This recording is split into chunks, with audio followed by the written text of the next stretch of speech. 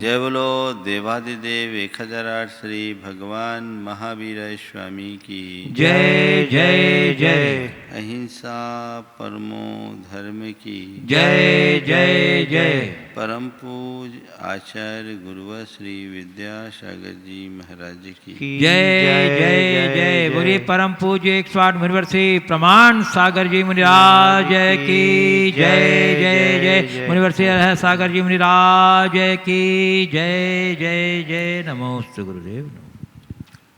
मनुष्य सामाजिक प्राणी है। वो एकाकी नहीं समूह में रहता है, और समूह में ठीक तरीके से तभी रह सकता है जब परस्परता, प्रेम, आत्मीयता और बंधुत्व जैसे मूल्यों की प्रतिष्ठा हो। मनुष्य में और इतर प्राणी में एक बड़ा मौलिक अंतर है। दो शब्द आज आप सबके बीच रख रहा हूं, और उससे अन्य प्राणियों और मनुष्यों के अंतर को आप आसानी से समझ सकेंगे। एक शब्द है भाषण और दूसरा शब्द है भाषण।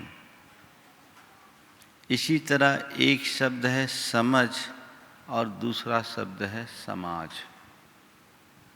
भाषण और भाषण में मौलिक अंतर है। क्या अंतर है?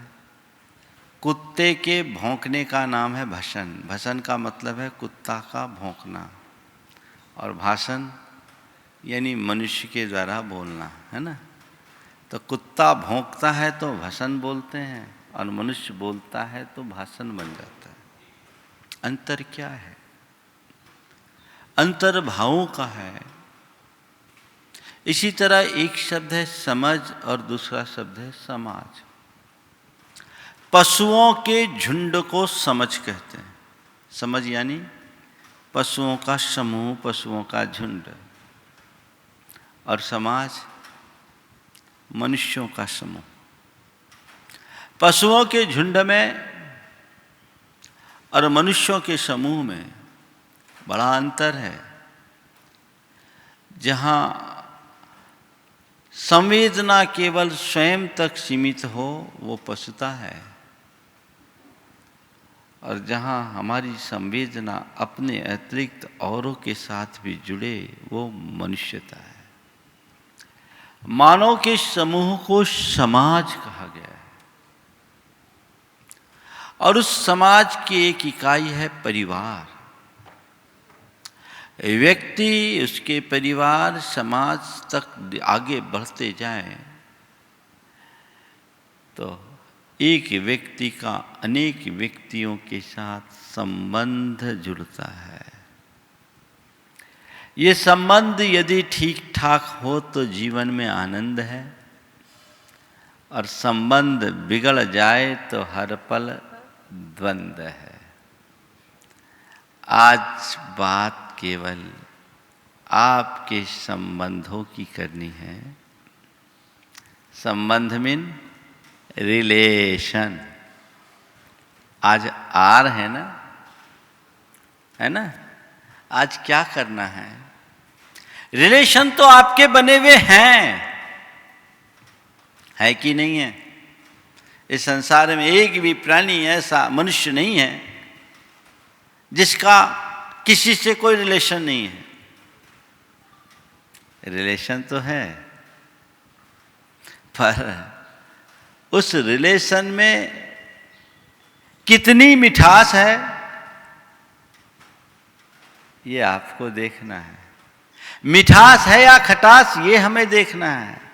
हम रिलेशन को कितना मेंटेन कर पा रहे ये हमें देखना है।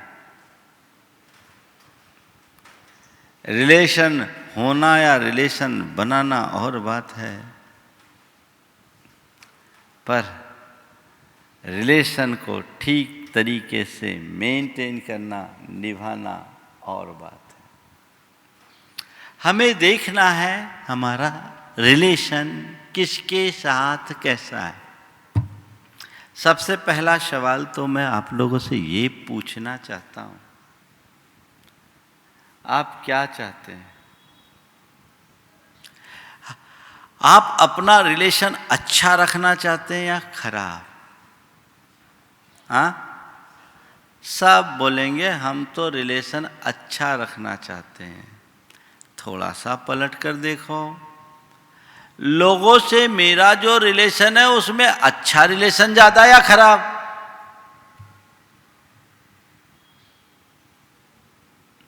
एक बार कुछ पल के लिए आंखें बंद करो और ये देखने की कोशिश करो,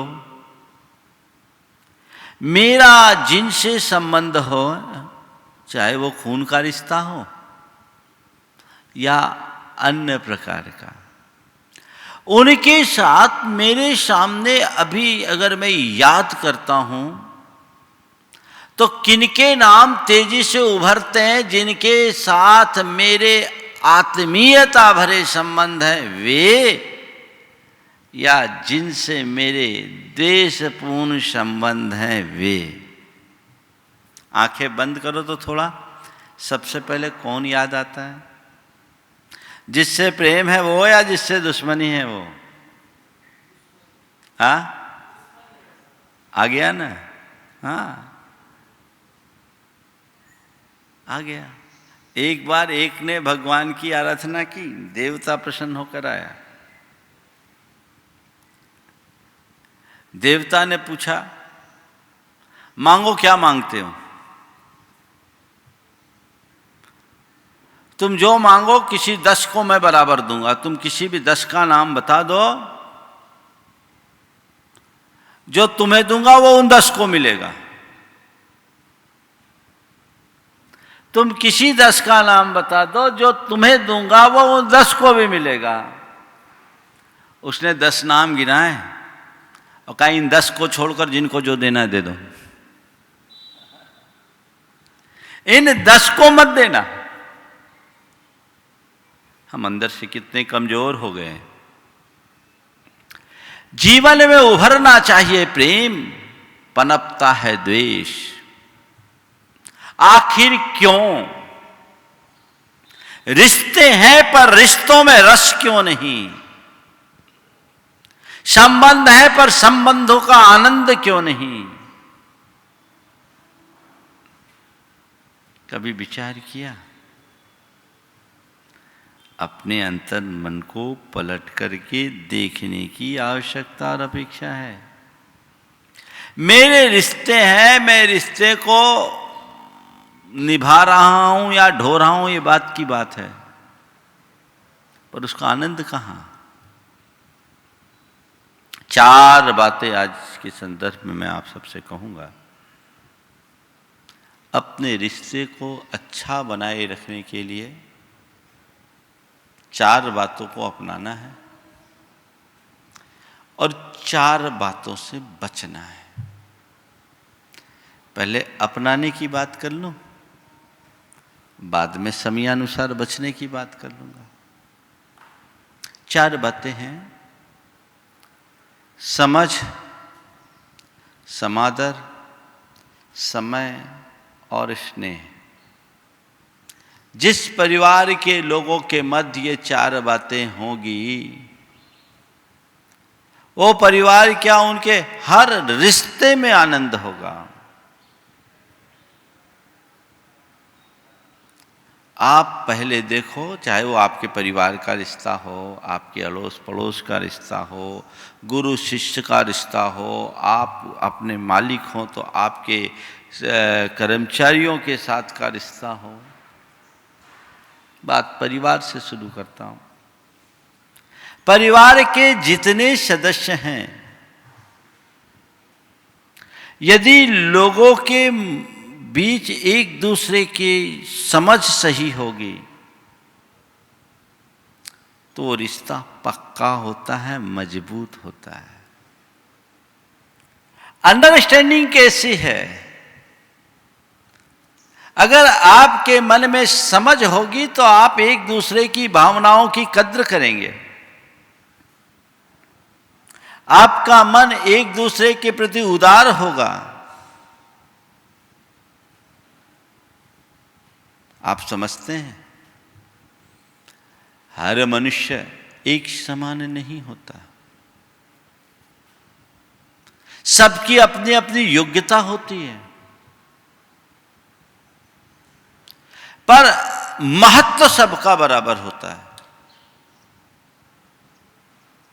जो लोग समझ से युक्त होते हैं, जिनके भीतर सही समझ होती है, वो हर व्यक्ति को उसकी योग्यता के अनुरूप उसका उपयोग करते हैं और उसको वही स्थान देते हैं जो उसका हकदार है। और जिनके अंदर सही समझ नहीं है, वो क्या करते हैं? एक दूसरे से कंपेयर करते हैं। इस कंपैरिजन के परिणाम स्वरूप परिवार के सदस्यों में या तो हीन भावना भर जाती, या प्रतिस्पर्धा और ईर्ष्या का भाव पनपने लगता है। ये प्राय लोगों के अंदर देखा जाता है कि लोग एक दूसरे की तुलना करते हैं कि नहीं करते हैं? एक परिवार में 4 सदस्य हैं, बेटा और बेटी में तुलना करोगे, बड़े भाई और छोटे भाई में तुलना करोगे, और तो और छोड़ो, अपनी पत्नी और दूसरों की पत्नी में तुलना करोगे, अपने पति और दूसरों के पति में तुलना करोगे, अपनी ससुराल और दूसरे के ससुराल में तुलना करोगे। अरे भाई, ये नाप तौल विभाग थोड़ी है, ये तो परिवार है। तुम इस प्रकार की तुलना करके पाओगे क्या? ये प्रवृत्ति बहुत अच्छी नहीं है। ये प्रवृत्ति बहुत अच्छी नहीं है। इस प्रवृत्ति से हमें बचाना चाहिए। जिनके अंदर सही समझ होती है, वे एक दूसरे को अच्छे से समझते हैं और पूरे परिवार को बांध कर रखते हैं। देखिए, समझ परिवार को कैसे बांधता है। एक परिवार में 3 बहुएं, तीनों में बड़ा गहरा प्यार। वे बहुएं के भांति कम, बहनों की भांति ज्यादा, या सहेलियों की भांति ज्यादा रहते थे। एक दिन, अब किसी का प्रेम भी लोगों को नहीं पचता, एक महिला ने छोटी बहू के कान भरना शुरू किया और उसकी सबसे बड़ी जेठानी का उल्लेख करते हुए उसने कहा कि वो आपकी और आपके मायके की बुराई कर रही थी। छोटी बहू ने चुपचाप सारी बातें सुनी। अमूमन सबकी बुराई सुन सकते हैं, मायके की बुराई तो कोई महिला शायद ही सुन पाए, लेकिन उसने सब चुपचाप सुना। जब उसकी बात पूरी हुई तो धीरे से उस महिला का हाथ पकड़ा और लेकर के जेठानी के सामने गए। बोले, बोलो तो दीदी क्या बोल रही थी, दीदी के सामने आप बोल पाओगे? आप, वो तो हक्की बक्की रह गई, क्या बोलूं यहां सामने? बोले, आप कब मिली थी दीदी से? आप बोल रही थी ना कि 3 दिन पहले दीदी की बात हुई। अब वो कुछ बोल ही ना पाए। उसकी जेठानी ने कहा, इसको तो मैंने 10 दिन से देखा तक नहीं। उसने कहा, दीदी मैं जानती थी, ये आग लगाने आई थी मुझे समझ में आ गया था इसका इरादा क्या है, इसलिए मैंने इसको सही सीख देने की दृष्टि से आपके पास ले आई। मैं आपको समझती हूँ, मुझे आप पर पूरा विश्वास और भरोसा, आप ऐसा बोल ही नहीं सकती, क्योंकि इतने सालों में मैंने देखा आपके मुख से कभी एक हल्का शब्द नहीं निकला। तो इस तरह की नीच बातें आपके मुख से निकल ही नहीं सकती, मैं समझती हूं। उसे बड़ी शर्मिंदगी हुई और फिर उसे समझाया कि आज कर दिया सो कर दिया, भविष्य में कभी किसी के कान भरने की प्रवृत्ति मत रखना। छोटी सी समझ से एक बड़ी लड़ाई टल गई, पर इतनी समझदारी कम लोग रख पाते हैं। किसी ने कहा नहीं कि यहां भुन भुना गए, है ना? सच्ची है या झूठी ये बात की कहा क्यों, तमा जाते हैं, मन की शांति खत्म। वो बात आप अंदर बिठाल देते हो, आपके अंदर द्वंद्व चलता है, सामने वाले के प्रति आपके मन में दुर्भावनाएं प्रकट होने लगती है, जीवन की सहजता सरलता सब खंडित होने लगती है। इसलिए समझ को साथ रखकर चलना चाहिए। समझ का मतलब है विवेक। ये यदि लोगों का जागृत हो तो आपके संबंधों में कहीं से खटास नहीं आ सकती। लेकिन लोग यहीं चूक जाते हैं, विवेक खो देते हैं, औरों की आधारहीन बातों पर भरोसा करने लगते हैं। और ये भी एक विचित्रता मैंने देखी है, आज के लोगों को अपनों पर कम, औरों पर भरोसा ज़्यादा होता है। वे जो भरोसे के लायक नहीं है, संत कहते हैं समझ के साथ जियो। तुम्हारे जीवन में समझदारी दिखनी चाहिए, तभी तुम्हारा कोई भी संबंध मेंटेन होगा। किसी भी संबंध में, गुरु के पास भी अगर तुम आए हो और समझ खो के आए हो तो कुछ नहीं पाओगे। मान लो आप मेरे पास आए और मैंने आपसे कहा ये कार्य तुम्हें शोभा नहीं देता, आपके मन में क्या प्रतिक्रिया होगी?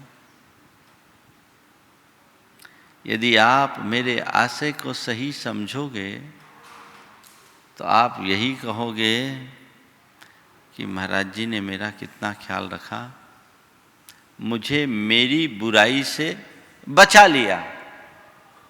एक प्रतिक्रिया ये। और दूसरी प्रतिक्रिया, यार महाराज जी ने तो 4 जनों के सामने मुझे बोल दिया, मैं इतना बड़ा आदमी, महाराज जी को ऐसा कहना चाहिए क्या? क्या हो गया? चुप गया।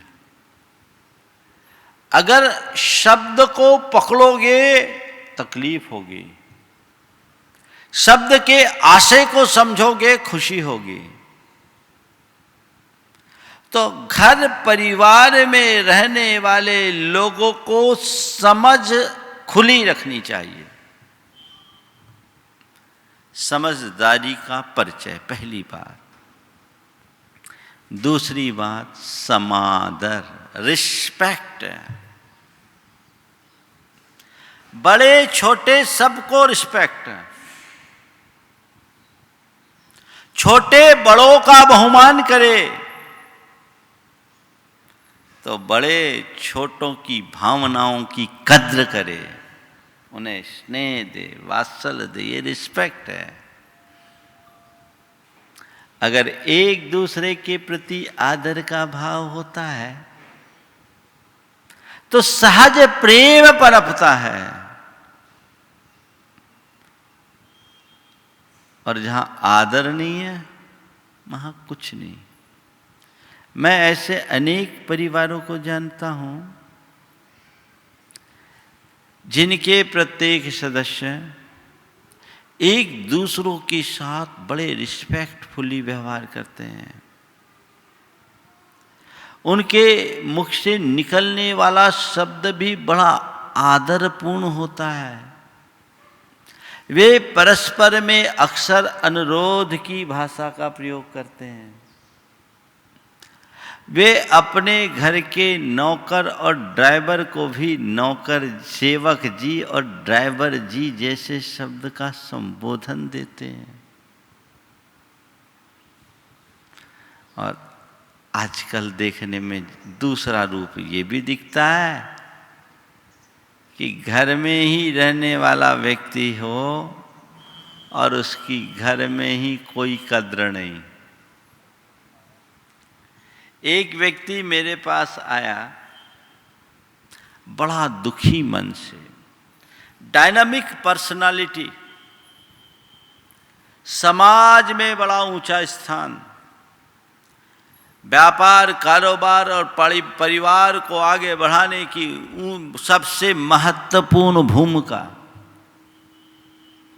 एक दिन आकर उसने कहा, महाराज आज अपने मन की एक बड़ी व्यथा आपसे शेयर करना चाहता हूं। आंखों में आंसू थे। मैंने पूछा, बोलो क्या है? बोले, महाराज आप मुझे लगातार 6 महीने से देख रहे हो। मैं अपने विषय में आपसे कुछ नहीं कहना चाहता, पर मुझे एक बात समझ में नहीं आती महाराज। समाज का एक एक बच्चा मुझे चाहता है। गैर समाज में भी लोग मुझे बहुत सम्मान देते हैं। महाराज जी, आप और आप जैसे जितने गुरुजन नगर में आते हैं उनकी बड़ी कृपा मुझ पर बरसती है। महाराज मैंने समाज के लिए जितना किया उससे कई गुना अपने परिवार के लिए किया और करता हूँ, पर महाराज मैं तरस गया। आज तक परिवार में मुझे कभी किसी ने एक बार भी ये नहीं कहा कि तुमने अच्छा किया। मैं उसके लिए तरस गया। महाराज मेरा ऐसा क्या कसूर है कि सब मेरे गीत गाते मैं लोकप्रिय हो गया, पर परिवार प्रिय नहीं रह पाया। तो मैंने कहा, भाई इसकी वजह ढूंढो, इसकी वजह ढूंढो। कहीं ऐसा तो नहीं है कि तुम परिवार को सब कुछ दे रहे हो, पर परिवार जो चाहता है वो नहीं दे पा रहे हो। नहीं महाराज, मैंने आज तक अपनी तरफ से कोई कमी नहीं की, लेकिन कोई आज तक प्रशंसा ही नहीं करता। मन टूटता टूटता सा लगता है। मैंने उसे अपने तरीके से समझाया। लेकिन मैं आपसे कहता हूं, जिस परिवार में छोटे बड़े सबका अपने अपनी भूमिका के अनुरूप सम्मान होता है, उस परिवार में सब लोग एक दूसरे के लिए जान छिड़कते हैं। और जहां उपेक्षा और तिरस्कार होता है वहां लोग एक दूसरे के प्रति आंखें तरेरते हैं। सम्मान का भाव होना चाहिए, समादर होना चाहिए, अच्छा कार्य करने पर प्रशंसा मिलनी चाहिए। अच्छा कार्य कोई करे तुरंत प्रशंसा। आप करते हो, रोज भोजन करते हो, पत्नी तुम्हारी रुचि के अनुरूप भोजन तुम्हें परसती है। जिस दिन भोजन तुम्हारे मनोनुकूल नहीं हुआ उस दिन तुमने शिकायत तो जरूर की होगी, लेकिन प्रतिदिन तुम्हारे मन माफिक भोजन परोसने वाली पत्नी को तुमने कभी धन्यवाद दिया? कभी प्रशंसा की, क्या बढ़िया भोजन बनाती हो, तुम्हारे हाथ के खाने के अलावा और किसी का खाना मुझे सुहाता ही नहीं। बहुत कम लोग हैं ऐसा कहने वाले, है ना। एक व्यक्ति था जो कभी अपनी पत्नी की प्रशंसा नहीं करता था। पत्नी भी थोड़ी तेज तर्रार थी, तो उसके मित्र ने कह दिया कि भैया कभी कभी प्रशंसा किया करो। तो उसको लग गया कि हाँ आज प्रशंसा करनी है। भोजन करने के लिए बैठा, रोटी परोसी और रोटी हाथ में आई नहीं। क्या रोटी बनाई है, गजब की रोटी, ऐसी रोटी तो मैंने आज तक खाई नहीं। क्या रोटी बनाई है, गजब की रोटी, ऐसी रोटी तो मैंने आज तक खाई नहीं। पत्नी ने सुना, बेलन उठाया, बोले आज तुम्हारी माँ ने रोटी बनाई सो तुम गीत गा रहे हो। मैं रोज रोटी बना खिलाती हूं, पता नहीं। पति को ये पता नहीं था कि मामला दूसरा। स्टेशन उल्टा फंस गया। रिस्पेक्ट एक ऐसा तत्व है, हर रिश्ते में रिस्पेक्ट होना चाहिए। हर परिवार तक की बात मैं सीमित नहीं कर रहा हूं। गुरु शिष्य के प्रति भी रिस्पेक्ट होता है। शिष्य गुरु के प्रति समर्पण रखता है तो गुरु भी शिष्य का पूरा ध्यान रखते हैं। यह रिस्पेक्ट है। मालिक को नौकर के प्रति रिस्पेक्ट रखना चाहिए, नौकर को मालिक के प्रति रिस्पेक्ट रखना चाहिए। क्यों? बिना नौकर के तुम्हारा काम चलेगा क्या? आदर स्नेह जहां होता है वहां कभी किसी चीज की कमी नहीं होती। मैं एक ऐसे व्यक्ति को जानता हूं जिनके यहां एक ड्राइवर था। पिताजी के जमाने से वो ड्राइवर उनके घर में गाड़ी चलाया करता था। पिताजी के जमाने से गाड़ी चलाता था। उस ड्राइवर को, उस परिवार में एक पूरी की पूरी ऐसी व्यवस्था थी, सब एक दूसरे का आदर करते थे। पिताजी के मरणोपरांत बेटे के हाथ में सारा कारोबार आया। इधर ड्राइवर अपने घर में बेटे के बीमार होने के कारण आने में थोड़ा विलंब हुआ।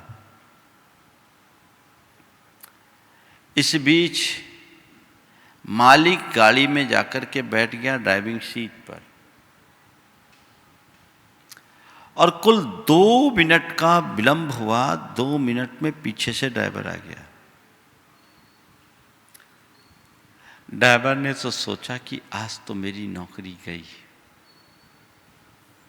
आज तो मेरी नौकरी गई। मालिक ने इशारा किया, ड्राइवर से कहा पीछे बैठो। ड्राइवर सकुचा है, मैं आपसे कह रहा हूं आप पीछे बैठो। गाड़ी स्टार्ट की और रास्ते में कहता है, आप रोज मुझे लेते और छोड़ते हो, आज मैं आपके घर आपको छोड़ने जाऊंगा। मैं आपके घर आपको छोड़ने जा रहा हूं। मुझे मालूम पड़ा आपके बेटे की तबीयत खराब है, आप उसकी वजह से लेट हुए। अगर आप खबर कर देते तो कोई दूसरी भी व्यवस्था हो सकती थी, लेकिन ठीक है। वो गया, ड्राइवर के घर गया, उसे छोड़ा, बेटे से मिला और कहा कि कोई इलाज में कमी हो तो मुझे बताना, अच्छे से अच्छे चिकित्सा करो। आप कल्पना कर सकते हैं केवल इतने से व्यवहार से उसने कितनी बड़ी उपलब्धि अर्जित की और ड्राइवर को कितनी बड़ी खुशी दे दी। अरे ड्राइवर है, उसका तो काम ही है। अच्छे रिश्ते ऐसे नहीं बनते। ड्राइवर भी हमारा ही अंग है। एक व्यक्ति ने अपने जीवन का एक अनुभव सुनाया। वो अपनी धर्म पत्नी के साथ मुंबई में टैक्सी से एक स्थान से दूसरे स्थान गया। रिस्पेक्ट क्या होता है?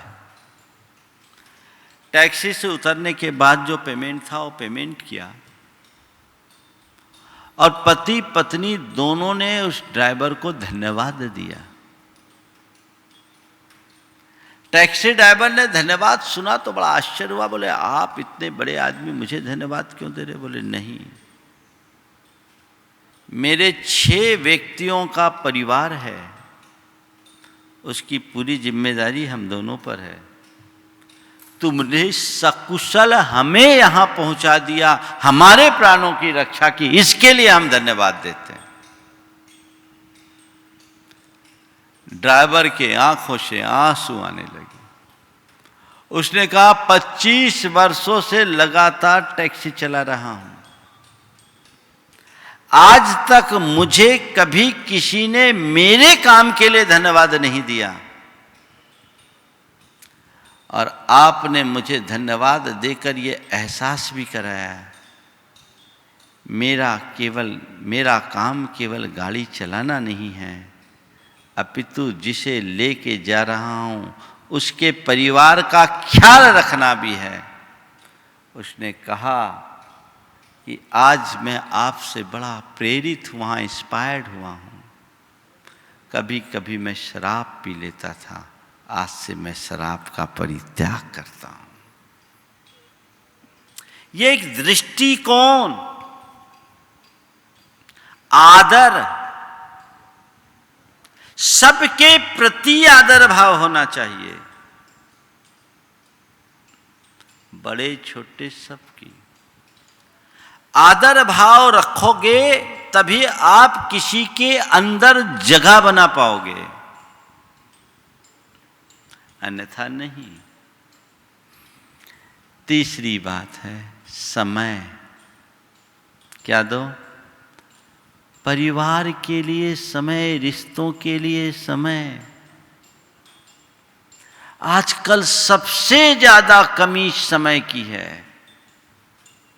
है ना? सबकी शिकायत रहती है, आप तो हमें समय ही नहीं देते। होता है, समय नहीं, आपके पास समय नहीं, आप हमें समय नहीं देते। पति पत्नी के बीच भी यही बात है, बाप और माँ बाप और बच्चों के बीच भी यही है, आपके पास समय नहीं, समय नहीं, समय नहीं। लोग अपने व्यापार और कारोबारों में इतने ज्यादा मगन हो जाते कि उनके पास समय नहीं है,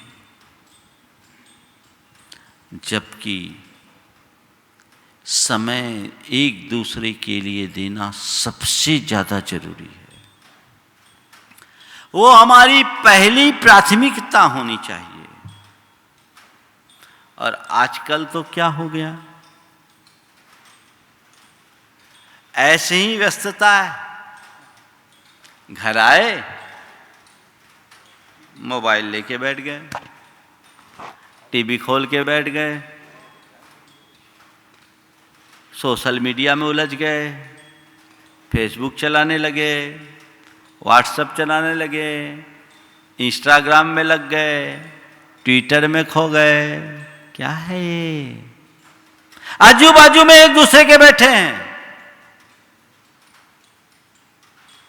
लेकिन एक दूसरे को कुछ पता नहीं।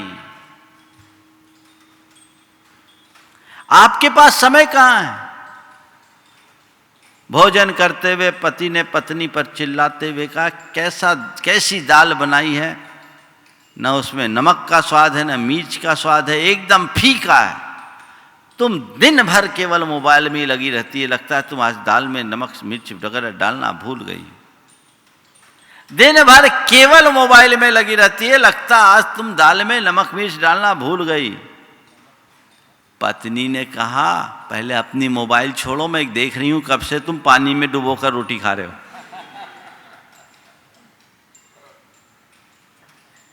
ये हाल है, कहां स्वाद आएगा? कहां है हम? हमें बाकी कार्यों के लिए सब काम छोड़ देना चाहिए। मेरे संपर्क में कई लोग हैं, आज बहुत आगे बढ़े हुए। वो घर आते हैं, मोबाइल इंटरनेट सब एक तरफ, कुछ देर परिवार के सभी सदस्य मिलकर के बातें करते हैं,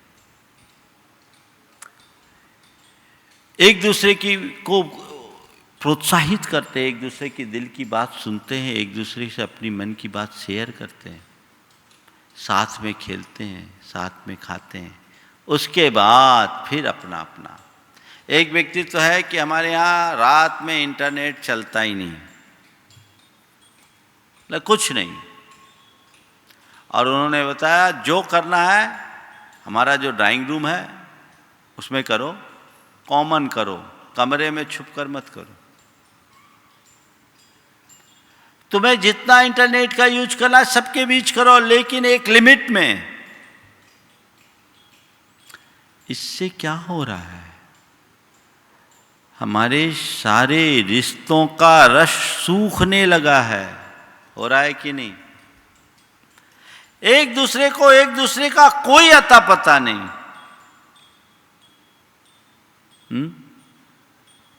कहां? सब लगे हैं चैटिंग में, डेटिंग में। वहां कहां चीटिंग हो जाए पता नहीं।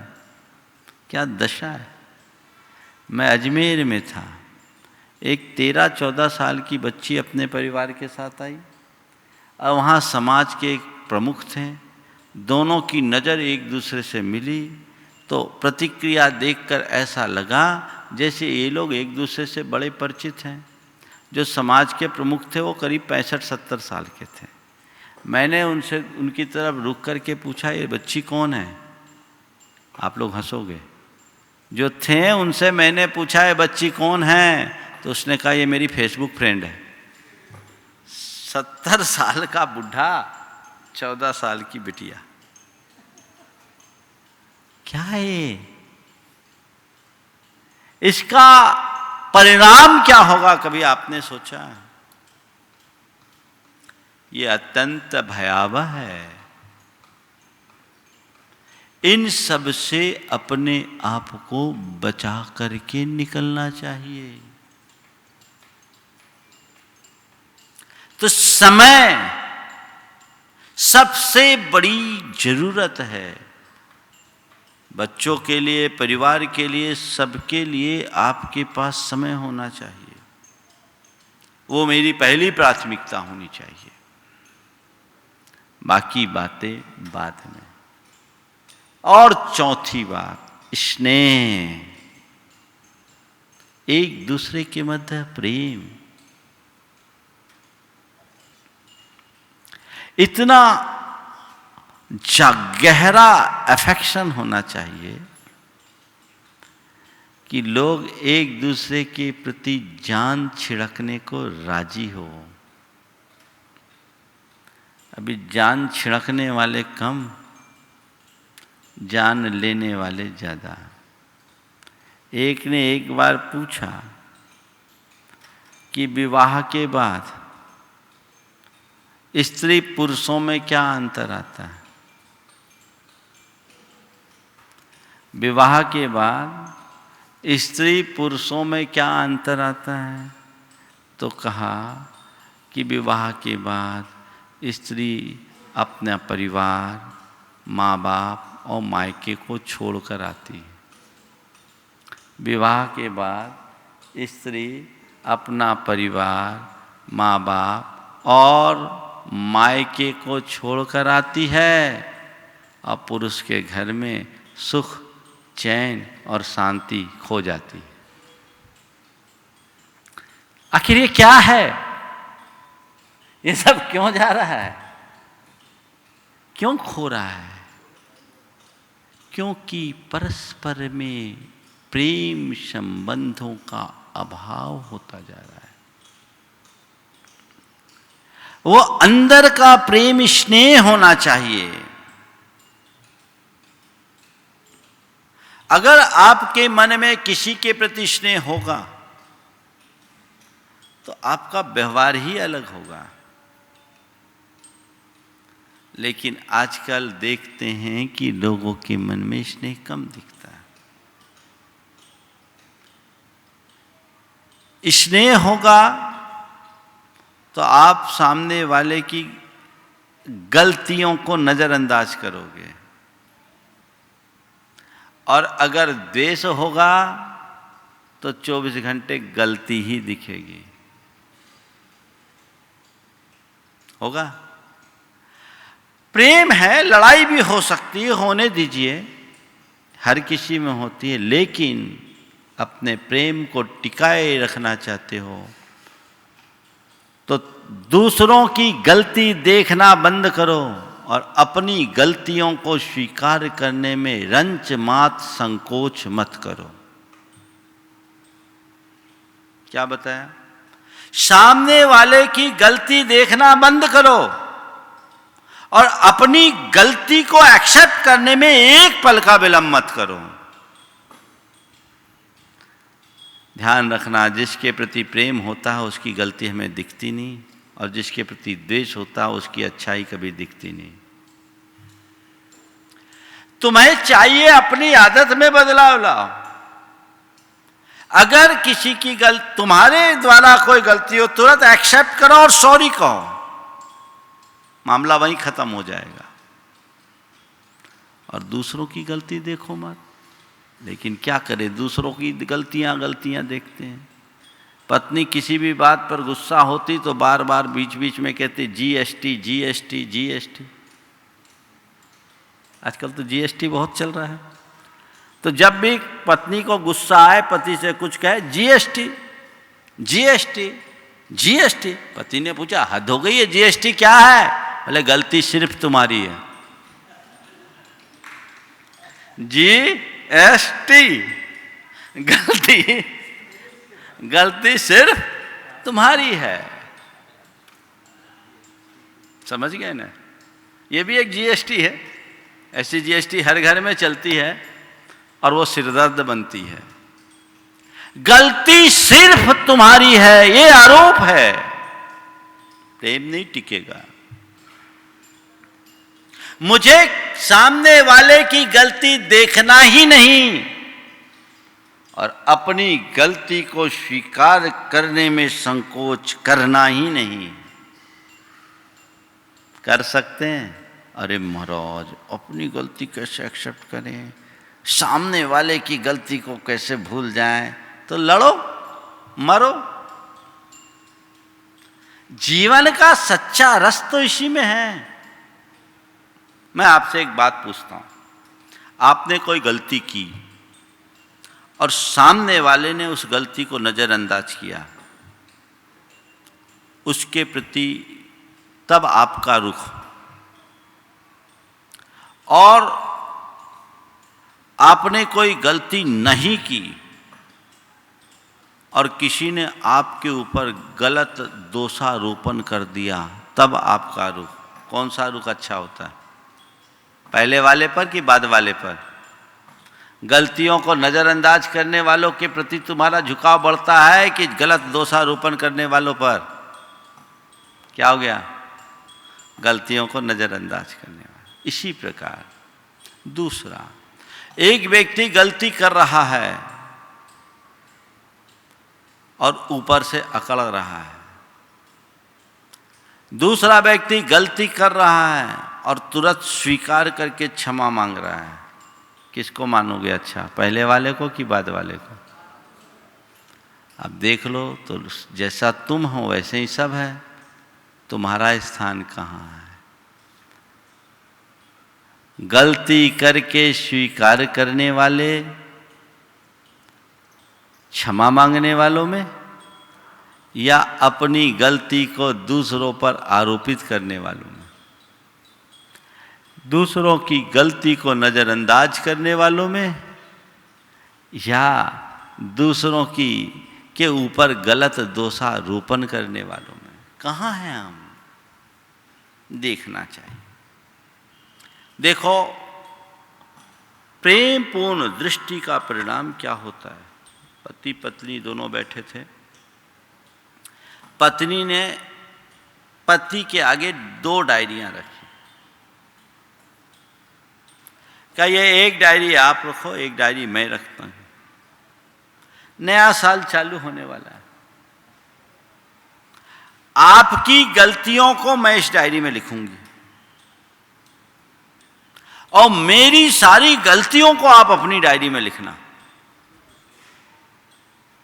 आपकी गलतियों को मैं अपनी डायरी में लिखूंगी, मेरी गलतियों को आप अपनी डायरी में लिखना और अगले साल के आखिरी दिन हम दोनों मिलेंगे, देखेंगे दोनों में किसकी ज़्यादा गलती है। पति ने स्वीकार लिया, दोनों ने अपनी अपनी डायरियां ले ली। साल बीता, दोनों बैठे, पत्नी ने एक दूसरे की डायरी की बात की, कहा ठीक है, अपनी डायरी पति की ओर आगे बढ़ाते हुए कहे देख लो अपनी करतूतें। पति ने डायरी खोली, हर पन्ने में कोई न कोई शिकायत।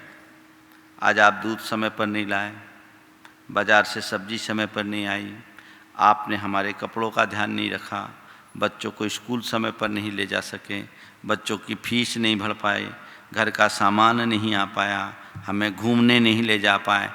न जाने कितने सारे पुराण पड़े थे। पति बड़े धैर्य और गंभीरता के साथ मुस्कुराते हुए एक एक पन्ने को पढ़ा, पलटता गया, पलटता गया, पलटता गया। 365 पन्ने गलतियों से रंगे पड़े थे।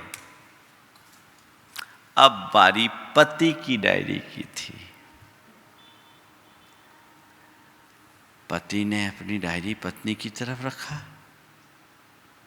पत्नी ने डायरी खोला, आश्चर्यचकित, डायरी एकदम खाली,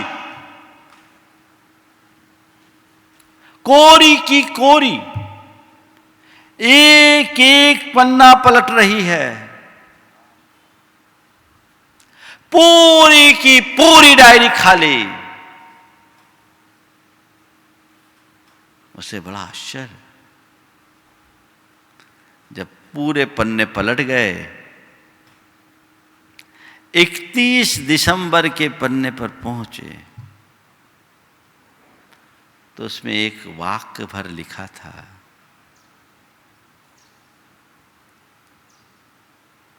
कि मेरे आंखों में तुम्हारे प्रति इतना प्रेम भरा है कि तुम्हारी गलतियां दिखी ही नहीं तो क्या लिखूं।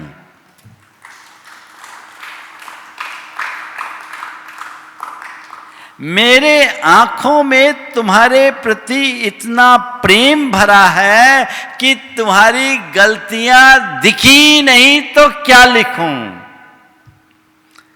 पत्नी चरणों में गिर गई, मुझे माफ करना, मैं भूल में थी। प्रेम इसको कहते, स्नेह इसको कहते। ये सद्भाव जीवन में जगे तो जीवन का काया पलट हो जाए। 4 बातें संक्षेप में और बोल दूं जिनसे बचना चाहिए, जो परिवार को उजाड़ देते हैं। पहली बात, असहिष्णुता का भाव,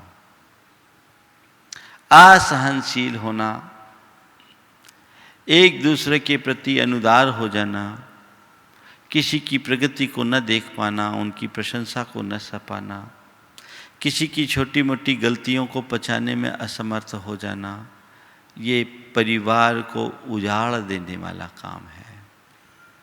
व्यक्ति को सहनशील बनना चाहिए, सहिष्णु होना चाहिए, एक दूसरे के प्रति उदार बनकर काम करना चाहिए, तभी आप अपने रिश्तों में सजिंदगी रख पाएंगे। दूसरी बात है पक्षपात। यदि आपके व्यवहार में पक्षपात दिखता है तो ये सामने वाले का मन तोड़ता है। आप चाहते हैं कि घर परिवार के प्रत्येक सदस्यों के मध्य प्रेम बना रहे और हमारे सारे रिश्ते ठीक दिखते रहे, बनते रहे, पलते रहे, तो पक्षपातात्मक रवैये से अपने आप को बचाना चाहिए। नंबर 3, शंका, शक। एक दूसरे के प्रति भरोसा करो, शक नहीं। अगर आप शक करोगे, शंका करोगे तो कभी प्रेम नहीं टिक पाएगा। आजकल ऐसा देखने में आता है, लोग एक दूसरे पर शक करते हैं, तुरंत तुरंत तुरंत तुरंत। है ना? बहुत जल्दी शक आ जाता है। ये शक, संदेह कई घरों को तोड़ चुका। इस शक से अपने आप को मुक्त करना चाहिए। और चौथी बात है उपेक्षा। एक दूसरे की उपेक्षा, तिरस्कार, ये मनुष्य को तोड़ डालती है। हम हर व्यक्ति को उसके गुणों के अनुरूप रखें, स्नेह और वात्सल्य से बांध के रखें। हमारे अंदर आत्मीयता का भाव होना चाहिए, उपेक्षा का नहीं। तभी हम अपने जीवन में कुछ अच्छा करने में समर्थ हो सकेंगे। तो आज आर की बात है, जो 4 बातें मैंने आप सबसे कही, उन्हें अपनाएं और अपने रिलेशन को रिचार्ज करने की कोशिश करें। बातें छोटी है पर बड़ी गहरी है, जीवन के लिए बड़ी उपयोगी है। जीवन की सरसता और समरसता को बनाए रखने के लिए सबसे ज़्यादा आवश्यक है। हमें इन्हीं लक्ष्यों के साथ आगे बढ़ने का प्रयास करना चाहिए। आशा है आप सब इन बातों पर ध्यान देते हुए अपने जीवन की समरसता को बढ़ाने का प्रयास करेंगे।